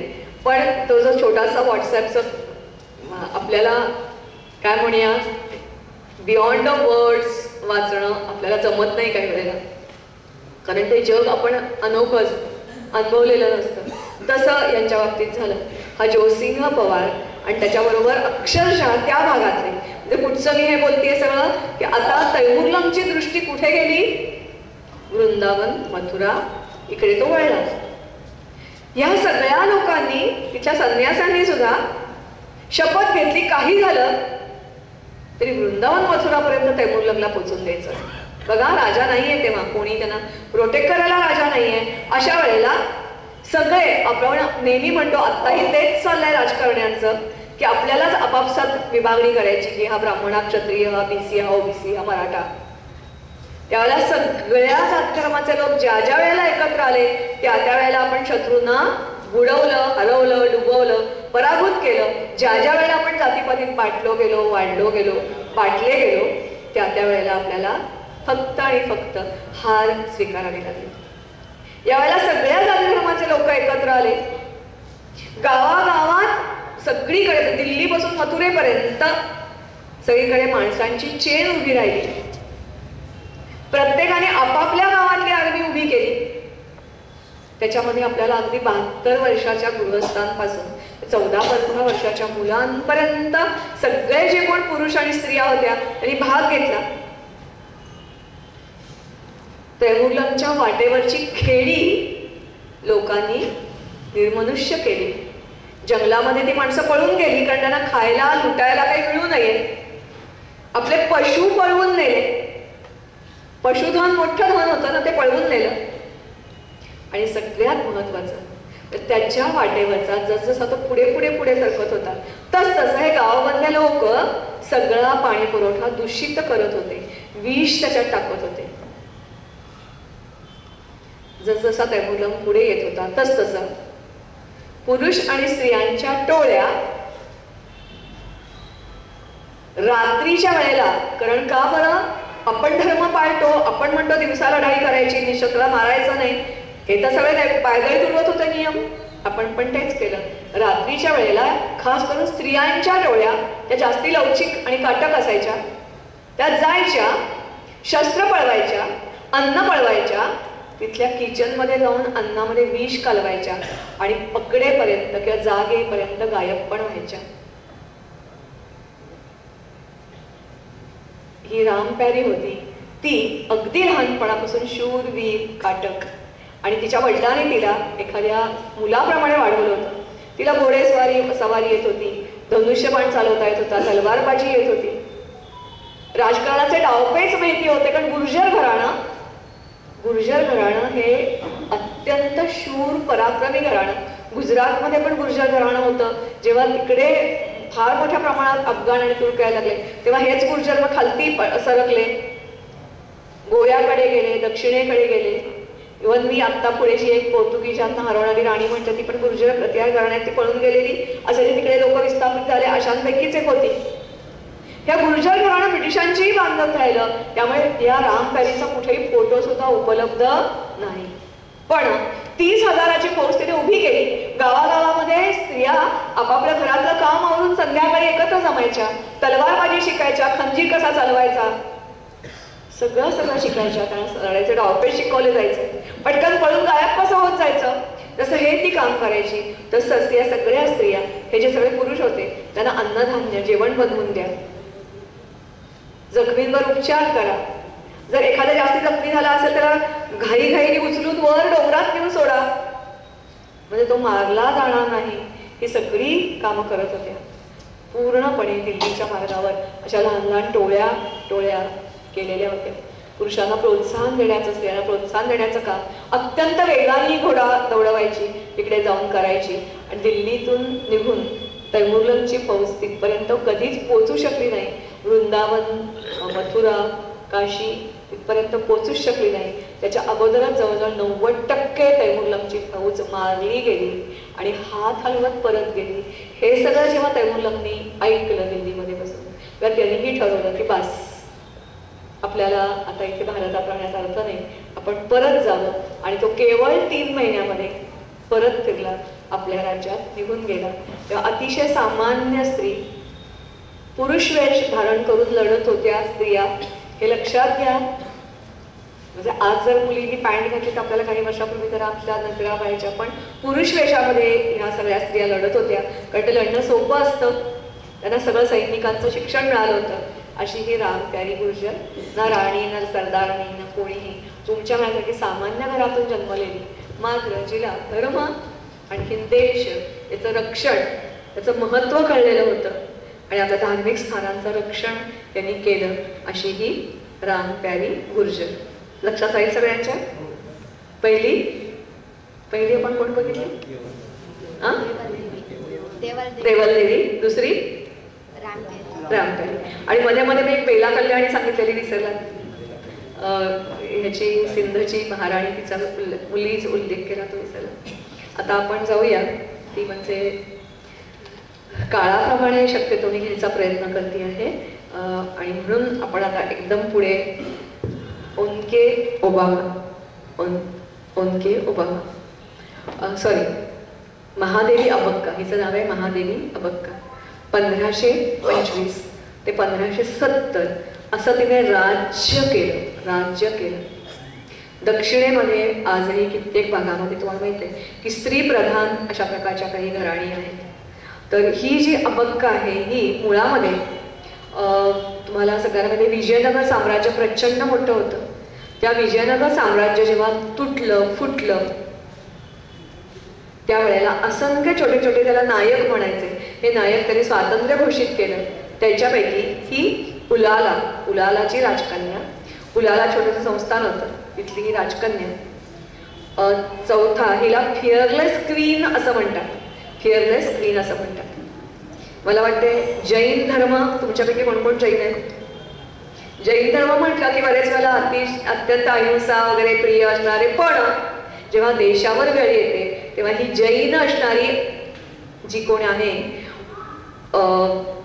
अबक्का, तिला कर्नाटकची रणचंडी असं म्हटलं जातं. सगळ्यात वैशिष्ट्य म्हणजे हिने फायर आर्म्स डेव्हलप केले होते. फायर आर्म्स म्हणजे काय? आत्तासारखी रॉकेट्स वगैरे काहीही नव्हती, तर साधं तिचं ज्या ठिकाणी उलाल हे संस्थान होतं, नंतर तिचं लग्न हा शेजारचा चंद्रगिरी एक बंदरगाव होतं उलाल, व्यापार खूप चालायचा, माहेरी सर्व शिक्षण मिळालं होतं, तिला सैनिकी शिक्षण, राजकारण सगळ्यामध्ये वडिलांनी तज्ज्ञ केलेलं होतं. आणि मग सासरी आल्यानंतर तिने माहेरी शिकलेलं सगळं शिक्षण वापरलं. फायर आर्म म्हणजे वेगळं काहीच नव्हतं, तर साधं नारळाच्या ज्या आपल्या झावळ्या पडतात त्याच्या ज्या कामट्या असतात त्या एकमेकाला बांधून एक प्रकारच्या मशालीसारखं पण त्याला खूप लांब दूरवर फेकता येईल अशा प्रकारचे फायर आर्म्स हे फक्त तिच्याकडे होते. आणि हे फायर आर्म्स वापरून तिने पोर्तुगीजांच्या बोटींवर हल्ला करायची. बोटी चालू देतात म्हटलं की त्यांना ती बंदरापर्यंत येऊच द्यायची नाही. त्याच्या अगोदरच तिचे फायर आर्म सुरू व्हायचे. फायर आर्म सुरू झाले की बोटी, त्याच्यावरची माणसं पेट घ्यायची. अशा वेळेला तिथे सगळे सैनिक, जे नौसैनिक होते, नौसैनिक या बोटीच्या मागे ऑलरेडी पोचलेले असायचे. बोटीवर आग लागली, पोर्तुगीज उड्या मारायला लागायचे पाण्यात. ते पाण्यात उड्या मारायला लागले की जे नौसैनिक त्यांना मारायचे.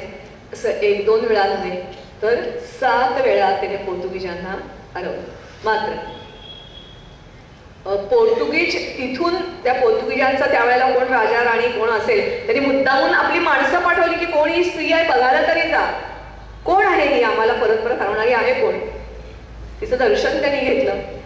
ती अशी चालायची, तिच्याबरोबर बायका असायच्या आणि साधी म्हणजे नारळाच्या झावळ्यांची बनवलेली छत्री, हे चामर तिचं डोक्यावर घेऊन ही चालायची. स्वतः सगळ्या राज्यभर घोड्यावरून हे करायची, प्रवास करायची, जनतेला जागृत करायची. एवढंच कशाला, जेव्हा वेळ आली तेव्हा आपल्याला आणखीन एक इतिहास शिकवला जातो. त्याच्यामध्ये सांगितलं जातं की झामोरींनी कोणाचं स्वागत केलं कॅलिकट बंदरामध्ये. पण हा झामोरीन राजा नव्हता, झामोरीन घराणं होतं. झामोरीन घराणं होतं आणि ते घराणं पण नंतर संपवलं कसं, खूप मोठी वेगळी स्टोरी आहे. पण या झामोरींची पण तिने मदत घेतली. मात्र तिला अजिबात, मला वाटते तेव्हा तिने कर्नाटकामध्ये आपला तर राज्य राखलं, पण आणखीनही काही पोर्तुगीजांची ठाणी जिंकून घेतली आणि मग तिच्या नवऱ्याला फोडायचं काम केलं. कारण तिची प्रसिद्धी होतीये, तिचं नाव होत आहे म्हटल्यानंतर त्याला द्वेष निर्माण झाला आणि मग त्याला प्रचंड मोठं आमिष दिलं गेलं आणि मग त्याला विकत घेतलं गेलं. त्यांनी सगळ्या वाटा दाखवल्या, गुप्त मार्गाने पोर्तुगीज आले आणि तिचा पराभव केला असं सांगितलं जातं. मात्र गुप्त मार्ग दाखवले, किल्ल्याचे दरवाजे उघडले, राणीला अटक केली. अटक केल्यानंतर ही राणी गप्प बसेल तर शपथ तिथे राहूनही विद्रोह सुरू केला आणि मग तुरुंगातच लढा देता ती मारली गेली किंवा मेली मला माहिती नाही. मात्र तुझ्या मुलीने हा लढा पुढे सुरू ठेवला. गमत म्हणजे आजही उलाल या ठिकाणी एक देऊळ बांधलेलं आहे, देवीचं देऊळ बांधलेलं आहे, उत्सव होतो, यात्रा भरते आणि एखाद्या देवीसारखा मान हिला दिला जातो. अशी ही नाव काय सांगितलं, महादेवी अबक्का. आता आपण पुढच्या याच्याकडे जाऊया. जवाहरबाई सगळ्यांना पद्मिनीचा जवाहर माहिती आहे की नाही? माहिती आहे ना. पण हे माहिती आहे का की पद्मिनीचा जवाहर झाला, मी तिच्याकडे आता हळत असते बरं का, तिची गोष्ट आणखी वेगळी आहे. पण पद्मिनीचा जवाहर झाला तेव्हा जो खंदक होता ना चित्तोडच्या भोवती, त्या खंदकामध्ये जे पाणी भरलेलं होतं ते क्रॉस करून मुघलांच्या सैन्याला जाता येत नव्हतं. जे पूल होते ते तोडून टाकले होते. अशा वेळेला तो खंदक कसा पार केला तर 30,000 हिंदूंना मारलं गेलं, त्यांची मुंडकी टाकली गेली, त्याच्यावरून मुघल सैनिक गेले आणि मग पद्मिनीचा जोहार वगैरे आपण तिकडे नको वळूया. पण या चितोडवर एकूण 3 जोहार झाले. त्याच्यापैकी जो दुसरा जोहार आहे तो जोहार 1532 ते 1534. 1532 2 वेळेला आक्रमण केलं गेलं. पहिलं आक्रमण परतवलं गेलं, दुसरं आक्रमण मात्र मी म्हटलं तसं आपल्याला जोहार आणि पुरुषांनी केसरिया बांधला. केसरिया बांधणं म्हणजेच एक टिळा लावला जातो गळ्यात, गंगेचं पाणी घेतलं जातं, प्राशन केलं जातं, वेदमंत्राचे घोष होतात आणि मारिता म्हणजे मारता मारता अगदी मरायचंच, पण मारता मारता मरायचं.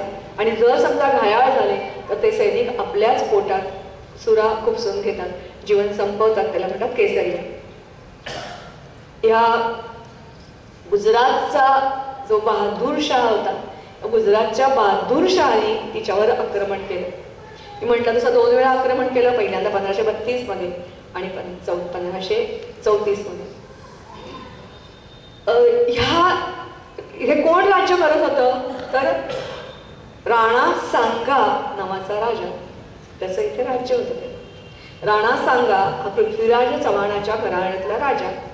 जगातलं हे एकमेव घराणं की ज्यांनी 1000 वर्ष, बाप्पा रावळ संस्थापक, 1000 वर्ष त्यांनी परकीयांशी लढण्यात व्यक्त केली असं हे जगातलं एकमेव घराणं तो बाप्पा रावळ. बाप्पा रावळने स्थापन केली सांगा. हा पण पराक्रमी राजा होता. मात्र एका युद्धात त्याचा पराभव झाला आणि त्यांनी शपथ घेतली की आता मी परत लढाई जिंकेपर्यंत माझ्या चितोडमध्ये परतणार नाही. तेवढ्या काळामध्ये शत्रूंनी डाव साधला आणि त्याला विषप्रयोग केला आणि मारून टाकले. किल्ल्यामध्ये राणी कर्णावती होती, जवाहरबाई होती आणि आणखीन एक त्यांची एक तिसरी राणी होती. त्यांची ही जी कर्णावती होती तिला 2 मुलगे होते. सगळ्यांना पन्नादाईची गोष्ट माहिती आहे? पन्नादाईची गोष्ट आपण ऐकलेली असते. ही विक्रमादित्य तिचा जो मुलगा होता त्याला पन्नादाई बरोबर तिने सुरक्षित पाठवून दिलं. जेव्हा 32ला आक्रमण झालं तर ते सहज परतवलं होतं. 34चं आक्रमण आणखीन भयानक होतं. कित्येक महिने गुजरातची सेना ही वेढा देऊन बसलेली होती. चितोडचा किल्ला हा अत्यंत विशाल किल्ला आहे. त्यावेळेस 34 जिवंत पाण्याचे स्रोत होते. आज शेती होत होती, अनेक गुप्त वाटा होत्या, प्रचंड भक्कम असे बुरुज आणि भिंती होत्या. सहजासहजी किल्ला चढून जाणं, त्याचे आक्रमण करणं जवळजवळ अशक्य होतं. मात्र 6 महिने झाले, 7 महिने झाले, गुजरातचा बादशाह तोफा डागत होता. मचाणं उभी केली होती, परत तोफा येऊन हे होत होत्या. आतला दारुगोळा संपत आला, आतलं अन्नधान्य संपत आलं. आता अशा वेळेला काय करायचं? मग एक अर्धवट गोष्ट आपल्याला सांगितली जाते, म्हणजे राणी कर्णावती, ज्याला हिंदू मुस्लिम भाईचारा म्हणून संबोधलं जातं, ते म्हणजे ह्या कर्णावतीने बाबरला राखी पाठवली. हेच आपल्याला सगळ्यांना शिकवलं जातं शाळेमध्ये. पण ही राखी पाठवली, त्याच्यावर पत्रही पाठवलं की मला मदतीला तू धावून ये. बाबर तेव्हा बंगालच्या मोहिमेवर निघालेला होता. तो परत फिरला, मात्र गुजरातच्या बादशाहाची चिठ्ठी त्याच्या हातात पडली. दोघांचा धर्म एक होता. ते कर्णावतीला मदत करणं इम्पॉसिबल होतं. बाबर आला, पण तोपर्यंत चितोड निर्मनुष्य झालेला होता. आता ह्या कर्णावतीने काय नेमकं केलं तर तीही हात जोडून बसली नव्हती, नुसती हातावर आठवून बसली नव्हती. ती आणि तिच्या बरोबरच्या स्त्रिया, जे कोणी पुरुष, काही पुरुष तर किल्ल्यातून सोडून गेले. तेव्हा विक्रमादित्य थोडासा विक्रम खरोखरीच होता, चक्रम होता जरा, त्याला कंटाळून काही जण गेले होते. विक्रमादित्यला या कर्णावतीने गादीवर बसवलं, सत्ता सगळी आपल्या हातात घेतली. आता उल्लेख केल्याप्रमाणे बाबलाला राखी पाठवून तिने प्रयत्न केला. राजकारणाचा तो एक भाग होता, तो मदतीला आला असता तर कदाचित काम होईल असं तिला वाटलं होतं. मात्र जेव्हा हे होणार नाही असं कळलं, आता दरवाजावर धडका गुजरातचा बादशहाचं सैन्य जेव्हा मारायला लागलं, तेव्हा तिने निर्णय घेतला की आता नाही, आता काहीतरी आपल्याला निर्णायक हे घ्यायला पाहिजे. व राणी कर्णावती, तिची दुसरी सवत एक, आणि त्याच्याबरोबर जवळजवळ मला वाटते 1500च्या वर स्त्रिया ज्या होत्या त्यांनी जोहार केला. पण जवाहरबाई जी राणीची दुसरी पत्नी होती ती म्हणाली नाही नाही नाही मी जोहार करणार नाही, मी लढता लढता मरेन. ज्या म्हाताऱ्या स्त्रिया आणि मुली होत्या त्यांनी कर्णावती बरोबर जोहार केला आणि ज्या सगळ्या तरुण स्त्रिया होत्या त्या गेले जेवढे महिने वेढा होता तेवढा वेढा असताना चक्क युद्धाचं प्रशिक्षण घेत होते. गुप्त मार्गाने काही शस्त्र मागवली जात होती, काही किल्ल्यात तयार केली जात होती आणि स्त्रियांची मोठी फौज तयार झालेली होती. जेव्हा गुजरातचा बादशहा वर ज्वाळा दिसायला लागल्या त्यांनी ओळखलं आता की आता काही खरं नाही, आता या सगळ्या स्त्रियांनी जोहार केलेला आहे, आता आपल्याला अडवणारी कोणी नसणार, थोडे मुठभर सैनिक असणार जे केसरिया करणार, आता आपला चितोड ताब्यात येणार असं समजून हा जेव्हा वर गेला दरवाजा स्त्रियांनी उघडला. त्या वेगवेगळ्या ठिकाणी दबा धरून लपून बसलेल्या होत्या आणि जसे जसे सैनिक आत आले तस तरी माराकाटी माराकाटी माराकाटी सुरू झाली. सगळा चितोडचा किल्ला रक्ताने भिजवून टाकला. सगळे मास्क पण तिकडे तिकडे, पण यांना चितोडच्या किल्ल्याची ओळख नव्हती, यांना मात्र किल्ल्याचा चप्पा चप्पा माहिती होता. जेवढे सैनिक वर आले तेवढे सगळे मारले गेले. वरचा कोलाहल ऐकून काही जण पळत सुटले. जे पळत सुटले त्यांचा समाचार गेला केसरिया बांधलेले पुरुष होतेच होते. असं करता करता खूप म्हणजे मला वाटते 15,000 स्त्रिया, मग अशी किती संख्या सांगायची मला माहिती नाही, पण अशी ही जवाहरबाई तिचं स्वतःही अर्थातच मरता म्हणताच म्हणजे मुस्लिम सेनेशी लढता लढताच तिला पण मृत्यू आला. अशी ही अतिशय वेगळी ही राणी जवाहरबाई. कोणाची पत्नी? राणा सांगाची ही पत्नी. मला असं वाटतं की हे सगळं ऐकलं की असं आपल्याला धुळ व्हायला होतं. असं वाटतं खरंच घडलं आहे की काही काल्पनिक गोष्टी, काल्पनिक कथा आपण ऐकतो, पण हे काल्पनिक वगैरे काहीही नाही आहे, हे सत्य आहे. पण आपल्याकडे इतिहास लिखाणाची पद्धत वेगळी, संगीत रूपात, नाट्य रूपात, प्रसंग रूपात, लोकगीतामधून ही सगळी मंडळी जिवंत ठेवली गेली.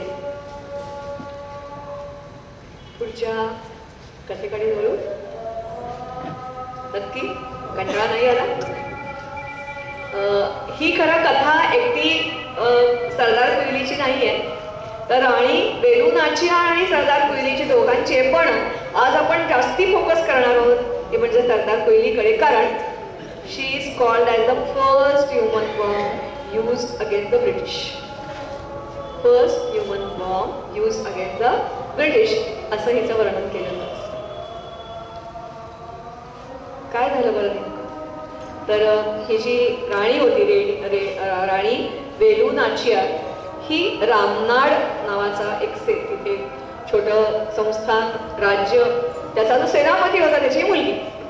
आता तर सेनापतीची मुलगी, तुम्हाला म्हटलं जसं की आपल्या डोक्यातून समज काढून टाका की बायकांना शिक्षण दिलं जात नव्हतं. तिला सगळ्या ब्रिटिश तेव्हा आले होते त्याप्रमाणे तिला इंग्रजी येत होतं, फ्रेंच, पोर्तुगीज, तिथली भाषा येत होती, 5 भाषा तिला उत्तम येत होत्या, मॅथमॅटिक्समध्ये उत्तम होती, राजकारणाचे धडे तिने शिकलेले होते आणि युद्ध कौशल्यात प्रावीण अशी ही राणी होती. तिचं लग्न शिवगंगा नावाचं जे राज्य होतं त्याचा मुथू राजा उदयान नावाचा, थेवर नावाचा जो राजा होता त्याच्यावर हिचं लग्न झालं. मात्र 1170 मध्ये ब्रिटिशांनी हल्ला केला आणि ब्रिटिशांच्या बरोबर अटोपचा नवाब सुद्धा येऊन मिळाला आणि राजाचा पराभव झाला, राजा मारला गेला. आता वेलू नाचियारच्या मागे ब्रिटिश सैनिक धावले. ती चक्क अज्ञातवासात गेली. तिच्याबरोबर तिची मुलगी होती तीही अज्ञातवासात गेली. मात्र अज्ञातवासात गेली याचा अर्थ ती अज्ञातवासात गेली असं नाही, तर जंगलात जाऊन, गावागावात जाऊन वेश पालटून ती लोकांना जागृत करत राहिली, सेना बांधत राहिली. ब्रिटिशांनी तिला फक्त एकच परवानगी दिली होती की त्या ठिकाणी विशिष्ट वेळेला एक दिंदुगल नावाचं तिथे मला वाटतं दिंदुगल पूर्वी काही टीव्हीवर सिरियल पण चालली होती, तर दिंदुगल इथे तिचा मुख्य मुक्काम असायचा. पण त्याच दिंदुगलच्या भेटीमध्ये तिला वेलू नाचियार नावाची एक मुलगी भेटली जी अत्यंत हिकमती, महत्वाकांक्षी, देशप्रेमी अशी होती. आणि ती म्हणायची राणी साहेब तुम्ही किती वर्ष अशा अज्ञातवासात राहणार, कधीतरी अशी वेळ आली पाहिजे आपल्याला की आपण ब्रिटिशांचा बदला घेतला पाहिजे, त्यांना हरवलं पाहिजे आणि गेलेलं राज्य परत मिळवलं पाहिजे. या दोघींची छान जोडी जमली. त्यांनी खूप मोठी फौज अशी गोळा केली आणि तिथे एक काय म्हणतो आपण त्याला, एक उत्सव देवीचा देवाचा असतो तो, सरदार दसऱ्याच्या दिवशी तो उत्सव करायला परवानगी असायची आणि आणि त्यावेळेला राणीला पूर्ण परवानगी असायची की तू येऊ शकतेस आणि दर्शन घेऊ शकतेस, तुझ्याबरोबरच्या दासी कोणी माणसं असतील ती पण येऊ शकतील. ही सगळी दर्शनाला आली. दर्शनाला आल्यानंतर अर्थातच त्या सगळ्या स्त्रिया ज्या होत्या त्यांनी आपल्या पदराखाली शस्त्र लपवून ठेवलेली होती. ही वेलू नाचियार होती. ही वेलू नाचियार ती त्या फौजेमध्ये नव्हती. ती म्हणाली माझं काम अतिशय वेगळं आहे, कारण यांच्याकडे साधी शस्त्र होती, बंदुका नव्हत्या, दारुगोळा नव्हता, तोफा नव्हत्या. समोरासमोरची लढाई आली तरच या लढू शकणार होत्या. ब्रिटिशांच्याकडे शस्त्रागार, दारूची कोठारं भरलेली होती. वेलू नाचियार बाकीच्या सगळ्यांनी एक अशी मूल उठवली की राणी मंदिराकडे चालली आहे, तिचा हा जगमगाट आहे, अमुक आहे तमुक आहे तमुक आहे. ब्रिटिशांचं लक्ष या मंदिराकडे वेधलं गेलं. त्यांचा जिथे शस्त्रसाठा दडवलेला होता तिकडे थोडंसं दुर्लक्ष झालं. रात्रीच्या अंधारात अमावास्येच्या ही वेलू नाचियार उत्सुकपणे त्या कोठारापाशी पोचली. आपल्या अंगावर तिने रॉकेल ओतून घेतलं, अंग पेटवलं आणि त्या दारूच्या कोठारात उडी मारली. जिकडे तिकडे धावत गेली.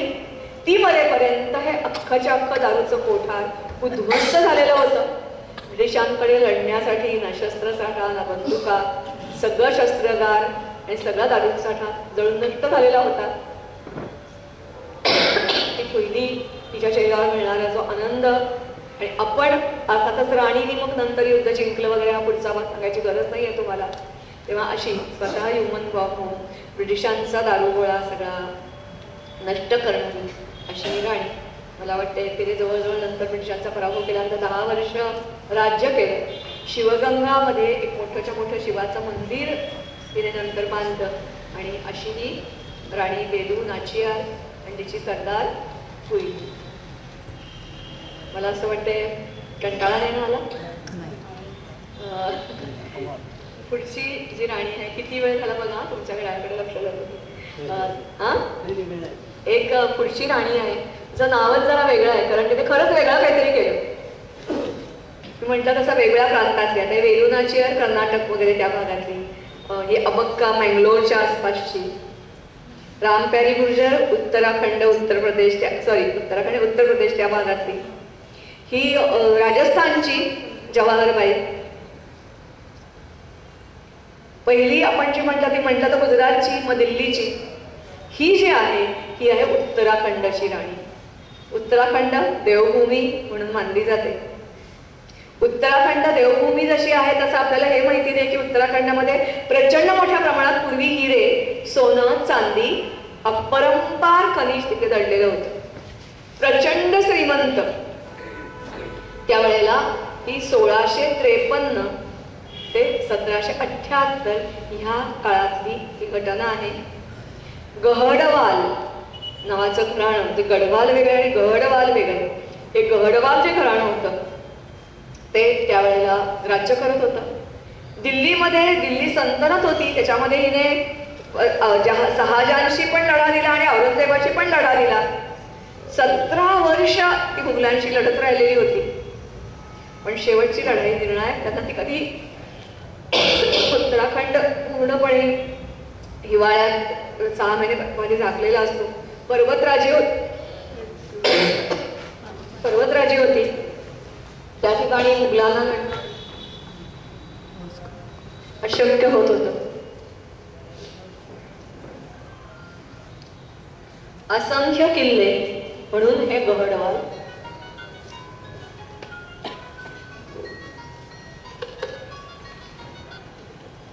अशाच एका लढाईमध्ये तिचा नवरा महिपत शहा हा मारला गेला. आता तर दिल्लीच्या बादशहाला असं वाटलं की तिचं राजधानी श्रीनगर, बरं का, जशी आपल्याकडे इथे पण वेगवेगळ्या नावाची वेगवेगळी गावं असतात, जसं काश्मीरमध्ये तसं इथे पण श्रीनगर नावाची राजधानी तिची होती. राजाचा मृत्यू झाल्यानंतर आसपासचे राजे, ही राणी एकटी आहे, मुलगा लहान आहे, तिच्यावर हल्ले करत राहिले, ते हल्ले परतवत राहिली. आणि या सगळ्याचा फायदा घेऊन दिल्लीच्या बादशाला वाटले खूप चांगली संधी आहे की आपण हिच्यावर चालून जावं आणि हा सगळा भाग प्रचंड ज्या ठिकाणी खनिज दडलेला आहे तो सुरेख सुंदर राणी, वयाने लहान राणी सकट कब्जा करा. मग त्यांनी शहाजहान तेव्हा गादीवर होता, आणि त्यांनी नजाकत खान नावाच्या सरदाराला नजाकत खान 30,000ची फौज देऊन पाठवलं. कारण 30,000 फौज खूप झाली, राणीला लढायला 30,000ची फौज खूप झाली. आणि हिचं संस्थान जे काही होतं ते खूप मोठं नव्हतं, छोटंसं संस्थान होतं. त्यामुळे 30,000ची फौज घेऊन हा निघाला. निघताना तो जसजसा पुढे येत होता तसतसं त्यांनी राणीला एक पत्र पाठवायला सुरुवात केली की तू आम्हाला शरणी आहे आणि तू माझी हो, तुला मी जीवदान देईन, तुला परत राज्य तुझ्या याच्या हाती सोपवून देईन, फक्त तू माझी मलिका हो, बस, दॅट्स ऑल राईट. मुस्लिम धर्म स्वीकार. पहिलं पत्र जेव्हा राणीला आलं तेव्हा अर्थातच ती तिचे कोण सरदार वगैरे सगळे असतील ते सगळे एकत्र बसले. विचार विनिमय केला गेला, मुदत मागून घेतली गेली की मला थोडीशी मुदत द्या विचार करायला. नजाकत म्हणाला ठीक आहे, काय हरकत नाही, थोडीशी मुदत देतो तुला. असे 4 दिवस गेले, 8 दिवस गेले, 15 दिवस गेले, काहीच उत्तर नाही. परत नजाकत खानचा पत्र आलं की काय तुझा काय निर्णय ठरला मग. हिने त्याला अतिशय छान भाषेत पत्र लिहिलं. ते पत्र अतिशय सुरेख लिफाफ्यामध्ये गुंडाळलेलं होतं. बरोबर खूप मोठा खजिना होता, खूप मोठं खाद्य साहित्य होतं. आणि त्याने सांगितलं की तुमचं मागणी मला कबूल आहे, एकदम कबूल आहे, पण मला थोडासा वेळ हवा आहे, कारण माझी प्रजा माझ्याशी काय म्हणेल, मला त्याची पण चिंता करायची आहे ना, थोडासा हा कालावधी द्या. आणि जर कबूल असेल तुम्हाला तर हा माझा नजराणा मान्य करा. हा नजराणा घेतो. खाद्य सगळेजण, चविष्ट अन्न सगळेजण अगदी ताव मारून खातात खातात खातात खातात. त्याच्यानंतर एकच गोष्ट होते की जी पटकन नजाकत खानच्या लक्षात येत नाही, ते म्हणजे सगळे सैनिक ढेपाळल्यासारखे होतात, त्यांचा उत्साह कमी होतो. तरी काही हरकत नाही, रोजचं रुटीन सुरू असतं. परत 15 दिवस जातात, तिचं काही नाव नाही. परत पत्र जातं की काय झालं, येणार होतीस ना तू. म्हणते हो, असं कसं, मी एकटी येऊन काय उपयोग, प्रजेला मला सांभाळायचं तर आणखीन माझ्यासारख्या मी सुरेख स्त्रिया गोळा करते, त्या घेऊन तुमच्यापर्यंत येते, तुम्ही चिंता नका करू. तोपर्यंत माझा आणखीन एक तोफा मी पाठवते, तो स्वीकार करा. आता पहिल्यापेक्षाही आणखीन छान चविष्ट पदार्थ, भरपूर मिठाया, भरपूर पक्वान्न. ह्या सगळ्या खाल्ल्यानंतर नजाकत खानाच्या सैन्यामध्ये चक्क हगवण लागते. अनेकांना ताप उलट्या सुरू होतात. तरी नजाकत खानाच्या लक्षात येत नाही की काहीतरी गडबड आहे. असेच काही दिवस जातात. आता थंडी जवळ यायला लागते, बर्फ पडायला सुरुवात होणार. एव्हानी ते लक्ष्मण झुल्याच्या आसपास आलेले असतात. परत पत्र जातं. परत राणी म्हणते अहो हो, एवढी घाई करू नका, येते मी, जरा वाट बघा. अतिशय गोड शब्दात लिहिलेलं पत्र. नजाकत म्हणतो हा येईल. मात्र आता जो काही दिलेला असतो नजराणा आणि जे अन्न दिलेलं असतं ते चक्क विष कालवलेलं असतं. नजाकत खानाची निम्मी फौज विष खाऊन मरून जाते. त्याला धड मागे फिरता येत नाही, पुढे जाता येत नाही. बर्फ पडायला लागलेला आहे. आता तो त्या झुल्यावर येतो. झुल्यावर आल्याबरोबर चारी बाजूनी बाणांचा मारा सुरू होतो. बाणांचा मारा सुरू झाल्यानंतर अर्थातच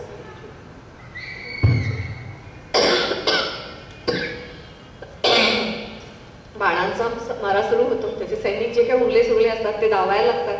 काही जण त्या झुल्यावरून पळता पळता नदीच्या प्रवाहात पडतात, मरतात. असं करत करत केवळ 40 सैनिक या नजाकत खानाकडे उरतात. हा परत पत्र पाठवतो की माझी गलती झाली, मला माफ कर, पण मला अभय दे, मला कुठून तरी या लक्ष्मण झुल्यावरून तुझ्यापर्यंत पोहोचून दे, तोपर्यंत मला तू अभय दे. राणी म्हणते काही हरकत नाही, तुम्हाला मी अभय दिलं, तुम्ही या. म्हणजे 40 सैनिक घेऊन हा नजाकत खान या नागकाठी राणी, म्हणजे तिचं नाव खरं कर्णावती आहे, या कर्णावतीच्या दरबारात पोहोचते. तिथे पोचल्यानंतर ती म्हणते की तुला मी अभय दिलं, पण एक अट आहे. ती अट अशी आहे, एक मखमलीची छान असा पटवा तिने केलेला असतो. ती म्हणते ह्या पटव्यामध्ये तुमची 40 नाकं मला हवी आहेत. म्हणून ती नाककाठी आणि हा पटवा घ्यायचा, तुझ्या गळ्यात बांधायचा आणि दिल्लीला जाऊन सांगायचं, परत जर उत्तराखंडकडे वाकडी नजर करून बघशील तर तुमची पण स्थिती हीच होईल. अर्थातच नजाकत पिशवी गळ्यात बांधतो, जायला लागतो. तिच्याबरोबर त्याच्या बाजूला दोन्ही बाजूला हिचे काही सरदार चालत असतात, कारण त्यांचा विश्वास नसतो दिल्लीपर्यंत पोहोचेल की तसंच होतं. वाटेतच तो स्वतःला मारून घेतो आणि उरते 40 फक्त थैली. ती थैली घेऊन राणीचे काही सरदार मान्यवर जे लोक असतात ते दरबारात पोचतात. तोपर्यंत जहांगीर पण गेलेला असतो, आता दुसरा बादशाह आलेला असतो, त्याला ती थैली अर्पण केली जाते आणि सांगितला जातो निरोप राणीचा की जी गत नजाकत खानाची झाली ती तुमची होईल. दिल्लीकडे आणि गंगळाकडे परत नजर वर करून बघाल तर याच राखा. अशी ही जगामधली एकमेव शत्रूची नाक कापून घेणारी राणी आणि म्हणून तिचं नाव पडलं नाककाठी राणी.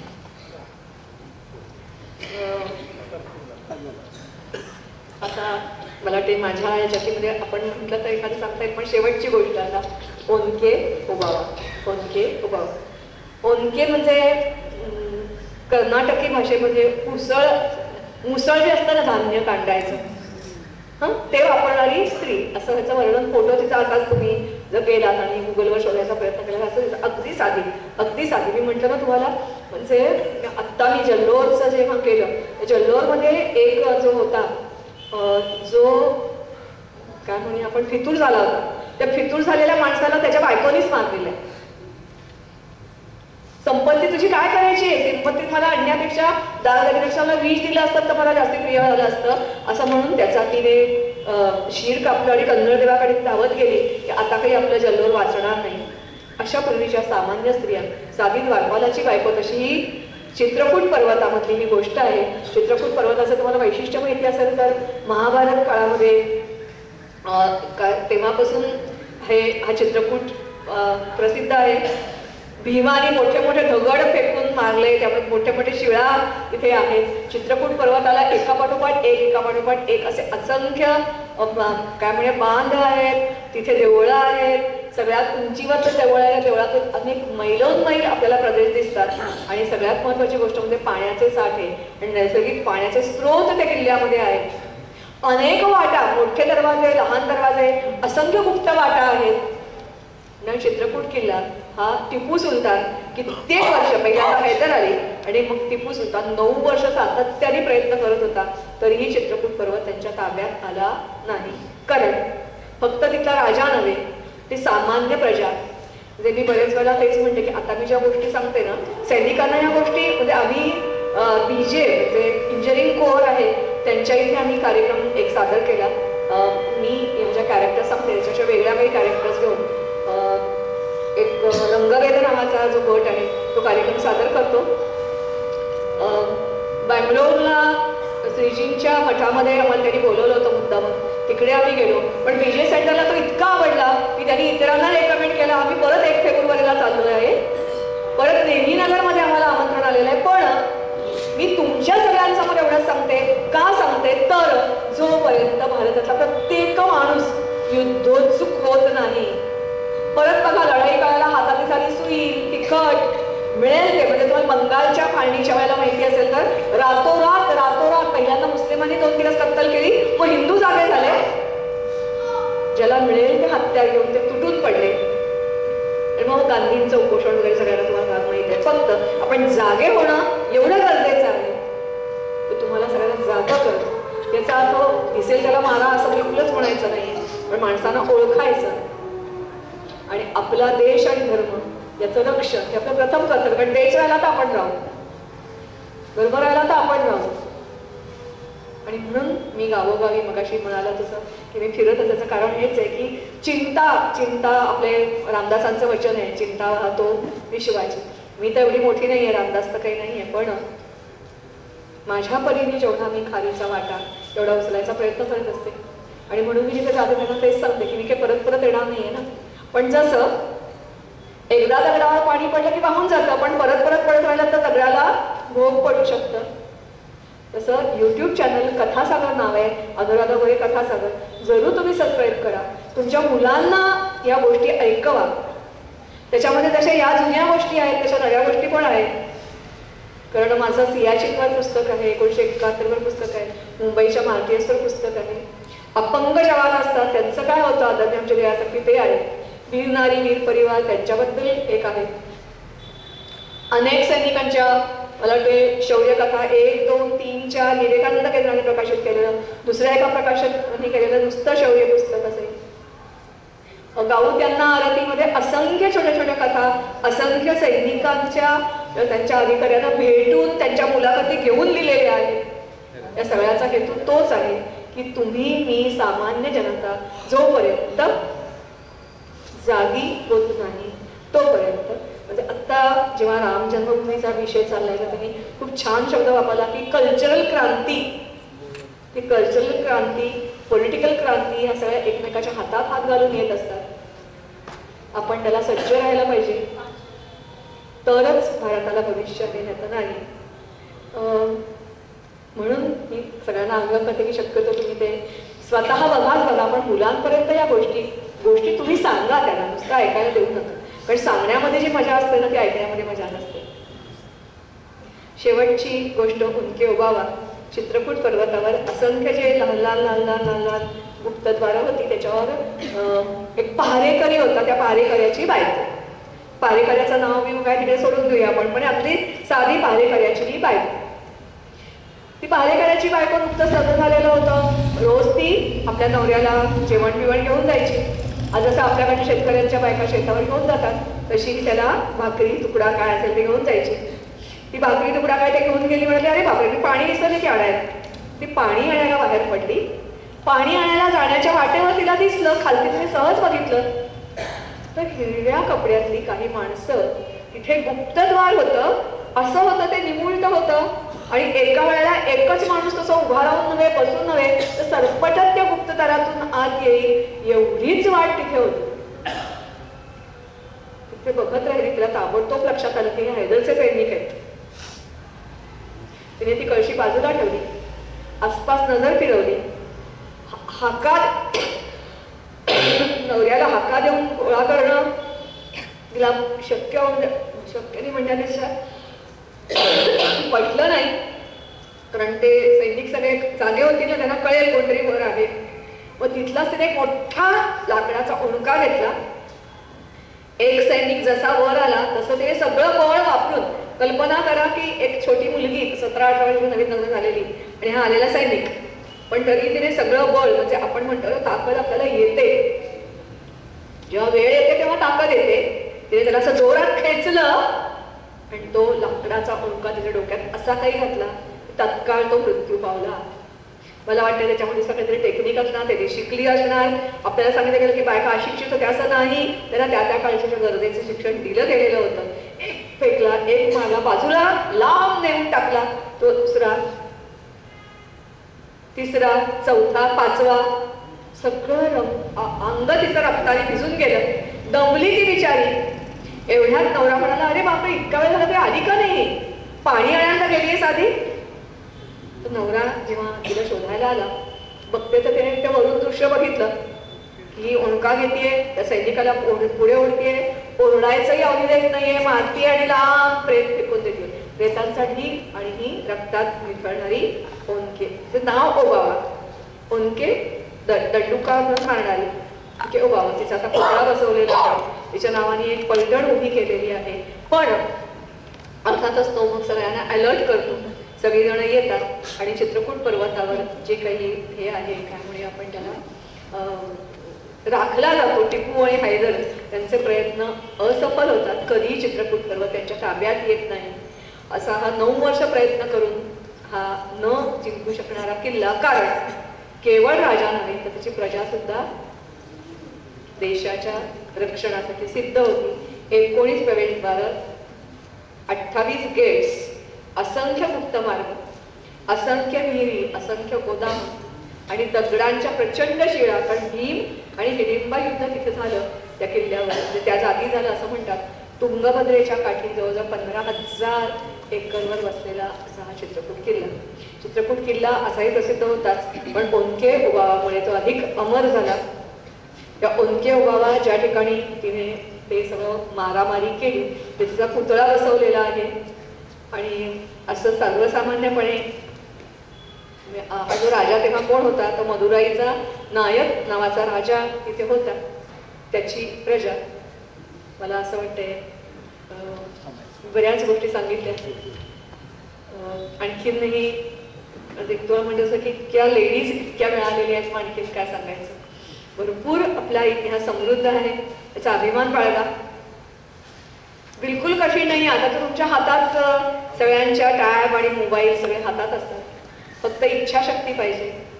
आणि अगदी पूर्वी मी जसं सांगायचे की अरे सैनिकांच्याबद्दल जेव्हा मी जास्ती बोलायचे तेव्हा की प्रत्येक गावामध्ये इन्व्हेंटरी तयार करा की आमच्या जिल्ह्यात किती सैनिक होते, कोणी काय पराक्रम केला, आपल्याला माहितीच नसतं. कारण पराक्रमाच्या कथा ऐकल्या तर पराक्रम वीरवृत्ती निर्माण होते. नाहीतर मग त्या सिरियलमध्ये आहे आणि त्याला मारला त्याचं तर त्याच्याशी मन त्याचं किडकं सडकं डोकं ठेवण्यापेक्षा जस्ट अपील मी खूप मोठी नाही, तुमच्यासारखीच आहे. परत एकदा धन्यवाद म्हणते सगळ्यांचे मला बोलवल्याबद्दल.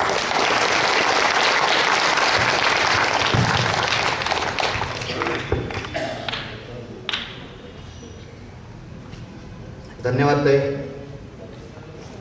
जो समाज इतिहास विसरतो तो लवकर पारतंत्र्यात जातो, असं एक चांगलं वाक्य माझ्या वाचनात आलेलं. आणि ताईंबद्दल काय बोलावं, दिलेला शब्द आणि आपलं कर्तव्य याच्यावर नितांत प्रेम असणारी माणसं कशी असतात याचं मूर्तिमंत उदाहरण म्हणजे आपल्या या ताई आहे. पहाटे 4 वाजता घर सोडलंय बरं का, आणि स्टेशनला जर कळालं की गाडी 3 तास लेट आहे.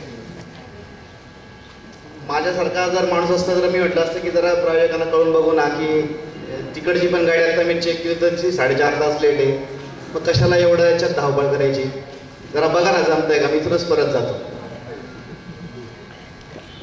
पण ही माणसं काही वेगळ्या मातीची बनलेली असतात, एका ध्येयाला आपलं लक्ष केलेलं असतं आणि तिथं पोहोचायचं कसं यांनी ठरवलेलं असतं. मला असं वाटतं हाच विचार आपल्यामध्ये रुजवण्यासाठी दिवसभराचा उपवास आहे बरं का. म्हणजे माझ्या घरी आल्यानंतर त्यांनी थोडेसे पोहे खाल्ले. कल्पना करून बघा, वय वर्ष 74 आणि या सगळ्या विचारांना आपल्यापर्यंत पोहोचण्यासाठी माणसं ताकदीने उभे राहतात. तर मला असं वाटतं की हा दडलेला इतिहास, हा गाडलेला इतिहास बाहेर काढण्याचं अत्यंत परमपवित्र काम त्यांच्यातून होतं. याची आज नावं आपण या ठिकाणी ऐकली, मला असं वाटतं की आमच्या ती कानावर पण नव्हती, माहीत पण नव्हती. हा इतिहास समाजासमोर आणण्यासाठी जेव्हा अशी माणसं काम करतात, निश्चितच या देशाला एक वेगळी दिशा मिळेल. मी मनापासून 44 गावकरांच्या वतीने आपले आभार मानतो, वंदन करतो.